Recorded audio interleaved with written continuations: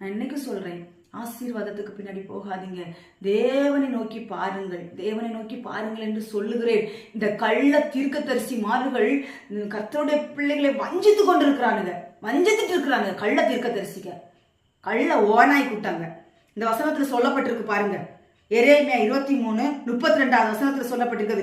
இதோ பொய் சொப்பனங்களை தீர்க்க தரிசனமாக சொல்லி அவைகளை விவரித்து என் ஜனத்தை தங்கள் பொய்களினாலும் தங்கள் வீம்புகளினாலும் மோசம் போக்குகிறவர்களுக்கு நான் விரோதி என்று கர்த்தர் சொல்லுகிறார்.